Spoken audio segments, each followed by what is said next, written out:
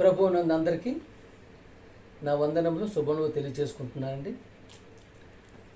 ప్రియులారా, ప్రియమైన దేవుని వారులారా, పరిశుద్ధ గ్రంథం బైబిల్ గ్రంథం మహాజ్ఞాన గ్రంథం, జ్ఞానం అనేది జ్ఞానపు ఓట, సకల శాస్త్రాలను అధిగమించినటువంటి బైబిల్ గ్రంథంలో దైవానుగ్రహం, అలాగే దేవుని యొక్క మాటలతో పాటు, అలాగే ప్రియమైన దేవుని వారులారా, మన యొక్క భవిష్యత్తు, ప్రపంచ గమనం లిఖించబడి ఉన్నందున ప్రియమైన దేవుని వారులారా, ఇది దేవుడు నోటు బోరుగా దేవుని యొక్క సంకల్పంలో, దేవుని యొక్క మన్నలతో రాయబడినట్టు గ్రంథం కనుకనే ఈ యొక్క బైబిల్ గ్రంథానికి అంతటి ప్రాముఖ్యత. ప్రియమైన దేవుని వారులారా, బైబిల్ గ్రంథాన్ని మనం పరిశీలించి పరిశోధించి ఎంతో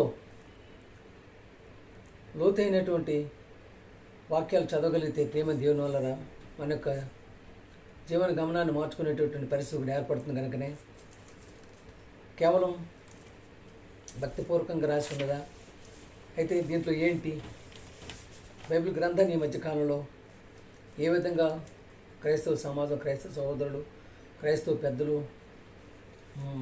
అయినటువంటి అలాగే దైవజనులు ఏ విధంగా క్రైస్తవ యొక్క బైబిల్ గ్రంథం యొక్క మాటల్ని చెప్పగలుగుతున్నారు? ఏ విధంగా బైబిల్ గ్రంథాన్ని ఆ యొక్క మీరు విన్న బోధ, బైబిల్లో ఉన్న బోధ సరి చూసుకున్నట్టయితే ప్రియమైన దేవుని వల్ల మార్కు సువార్త 1:1 తీసుకున్నట్టయితే, మార్కు సువార్త 1:1, దేవుని కుమారుడైన యేసుక్రీస్తు సువార్త ప్రారంభం. ప్రియమైన దేవుని వల్ల మార్కు సువార్తలో మొట్టమొదటిగా మనం చూసుకున్నట్టయితే మొదటిదే ఉంటుంది, దేవుని కుమారుడైన యేసుక్రీస్తు సువార్త ప్రారంభం. చూశారు కదా? ఎవరు కుమారుడు అండి? దేవుని కుమారుడు. ఎవరండి? యేసుక్రీస్తు. ప్రియమైన దేవుని వల్ల ఇంత క్లియర్గా, ఇంత క్లియర్ కట్గా, ఎంత క్షుణ్ణంగా, ఎంత తేటతెల్లంగా దేవుని కుమారుడైన యేసుక్రీస్తు సువార్త ప్రారంభం అని అక్కడ రాయబడి ఉన్నదంటే, క్రైస్తవ సమాజమా, దైవజనులారా, క్రైస్తవ సహోదరులారా, ఏ విధంగా యేసు ప్రభు గారిని దేవుడు అనడానికి మనకి ఆస్కారం ఉంటుంది? ప్రియమైన దేవుని వల్లరా, నువ్వు హిందువా, క్రిస్టియన్వా, ముస్లింవా, సిక్కువా, పార్సీ ఎవరైనా అవనివ్వండి, అమెరికా వాడువా, జపాన్ వాడువా, చైనా వాడువా, ప్రియమైన దేవుని వల్లరా, ఎవరైనప్పటికీ God is only one person. దేవుడు ఒకే ఒక్కడు, అది ఎవరికైనా సరే. ప్రియమైన దేవుని, అందుకనే ఒక్కైన దేవుడు, అంతేగాని దేశానికి ఒక దేవుడు, రాష్ట్రానికి ఒక దేవుడు, ప్రాంతానికి ఒక దేవుడు, గల్లీకి ఒక దేవుడు, ప్రియమైన దేవుని వల్ల ఇంటికి ఒక దేవుడు ఉండరు.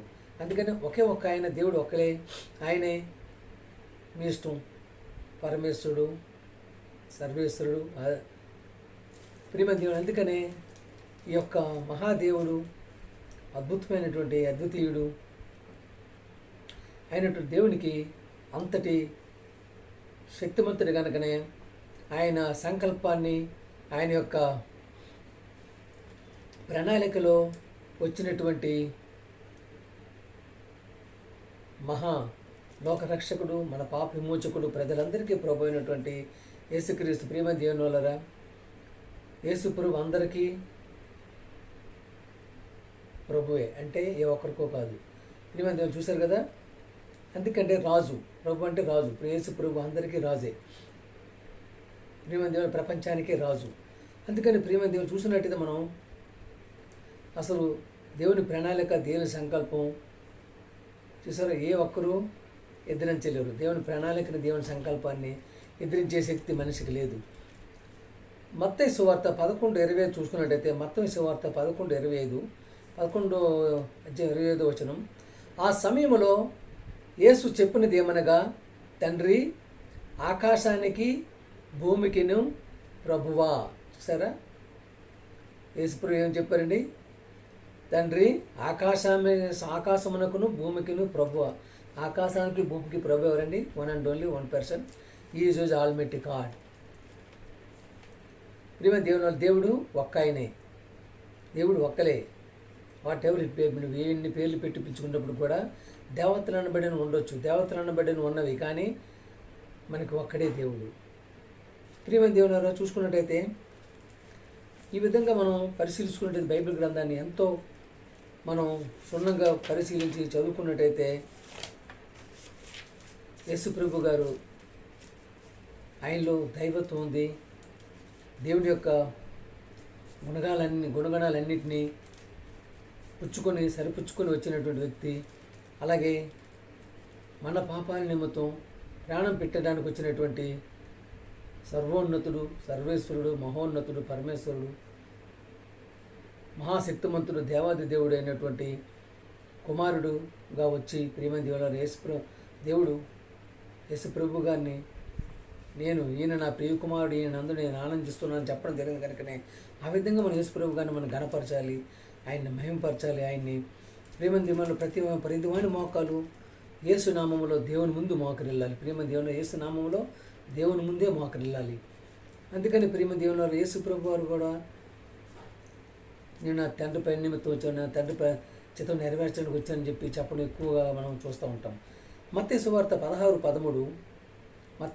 16:13 యేసు ఫిలిప్పుదైన కైసరు ప్రాంతమునకు వచ్చి మనుష్య కుమారుడు ఎవడని జనులు చెప్పుకుంటున్నారని ఆయన శిష్యులను అడిగాను. చూసారా, తన శిష్యులను అడుగగా ఆయనతో ఉన్నటువంటి 12 మంది శిష్యులు ఉన్నారు కదా, ఆయన అడిగారు. ఆయన వారు కొందరు బాప్టిజం ఇచ్చి యోహాన్ అని, కొందరు ప్రియమైన దేవుని చూశారు కదా ఏలియా అని కొంతమంది, మరియు కొందరు ఇర్మియా అని.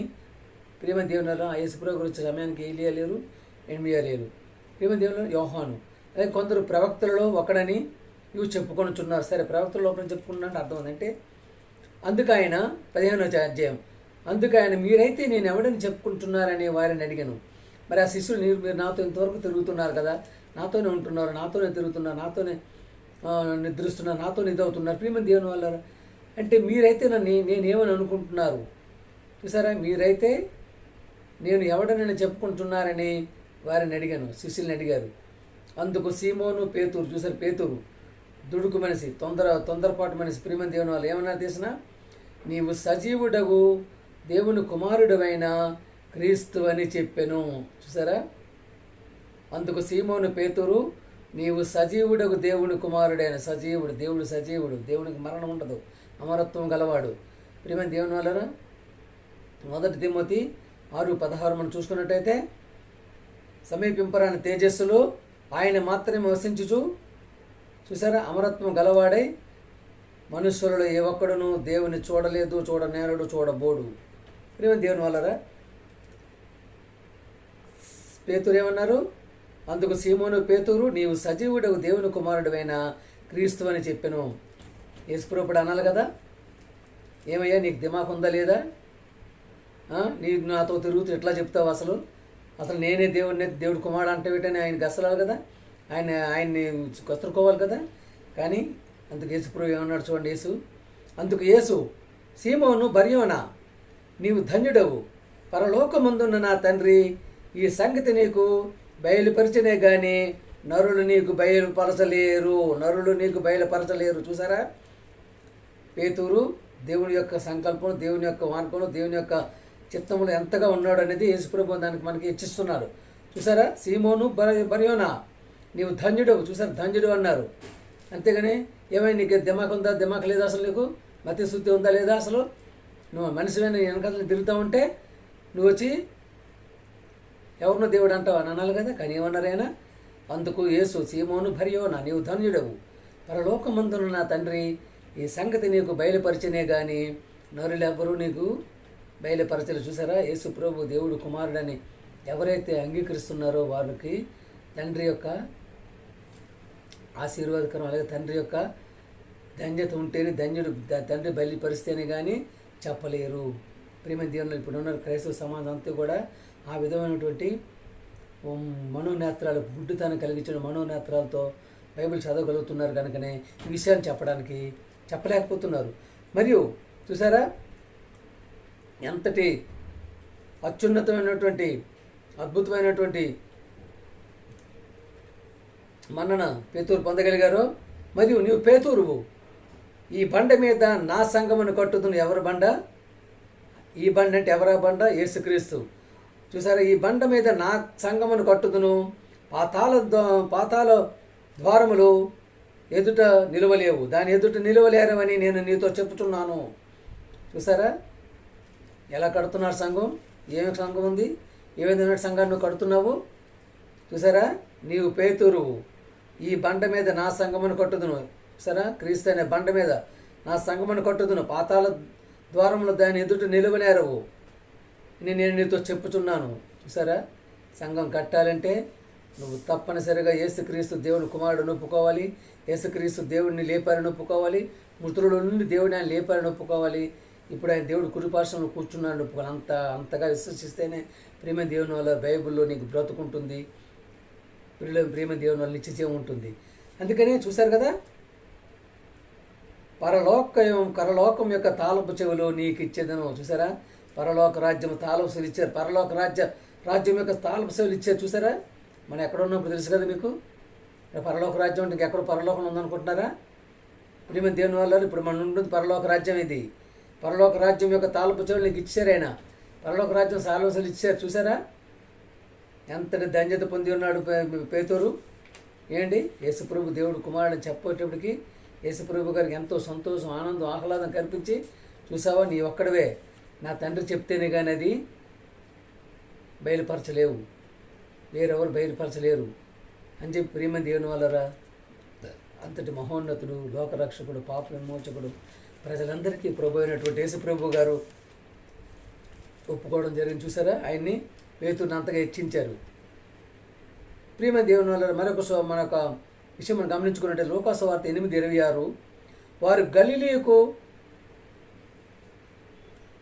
పోవచ్చుండగా, చూసారా, వాళ్ళు గలిలయకు ఎదురుగా ఉన్న గెరాసేనీయుల దేశమునకు పోవచుండ వచ్చిరి. ఆయన ఒడ్డునకు దిగినప్పుడు ఆ ఊరివాడకుడు ఆయనకు ఎదురుగా వచ్చెను.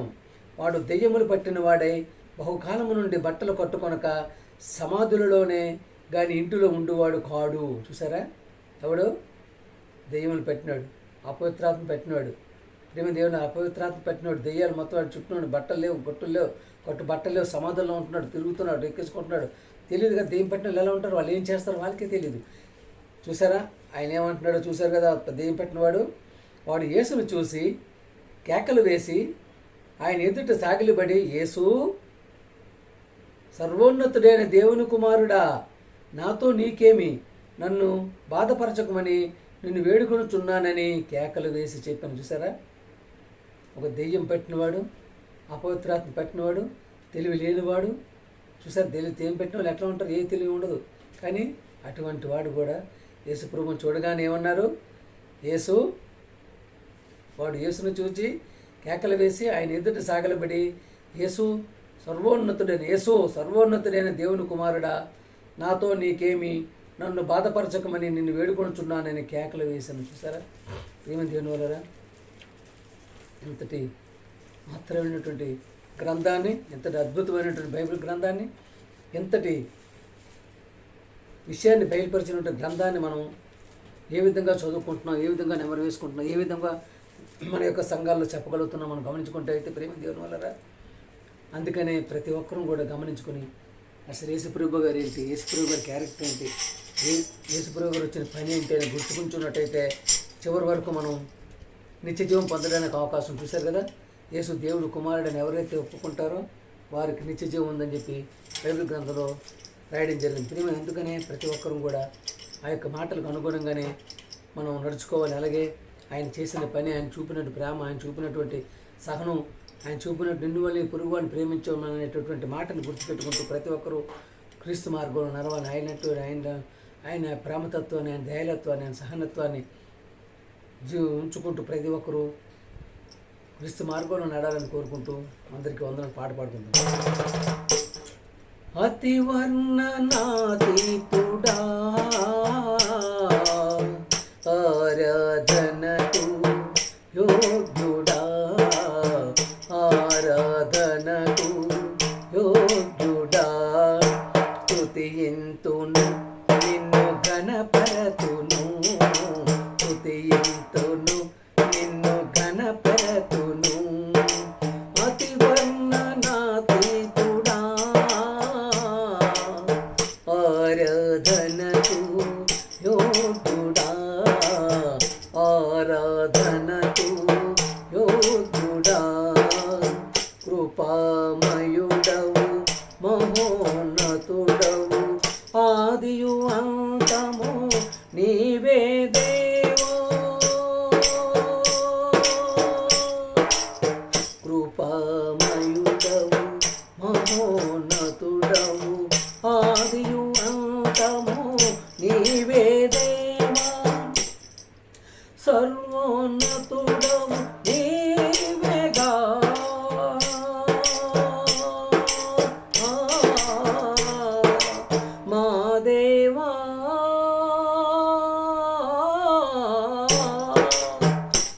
సర్వోన్నతుడవు నీవేగా, కీర్తింతును నీ నామ ఘనతను, కీర్తింతును నీ నామ ఘనతను. అతివర్ణనాతీతుడా ఆరాధనకు యోగ్యుడా, ఆరాధనకు యోగ్యుడా.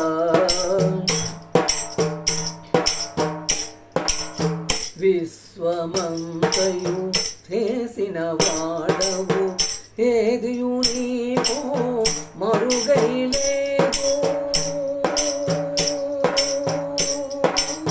విశ్వమంతయు చేసిన వాడవు, ఏదియు నీకు మరుగైలేదు.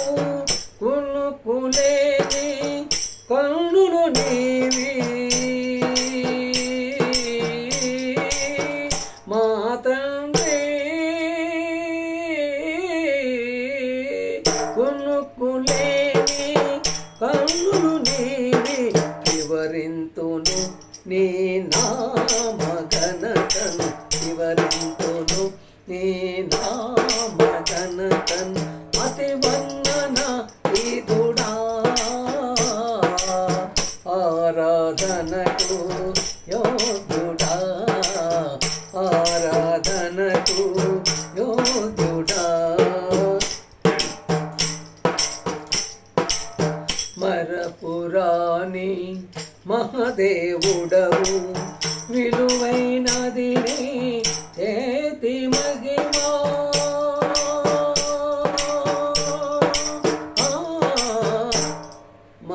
మరపురాని మహాదేవుడవు, విలువైనది నీ చేతి మహిమా. వేల్పులలోనే లేనిది మా దేవా,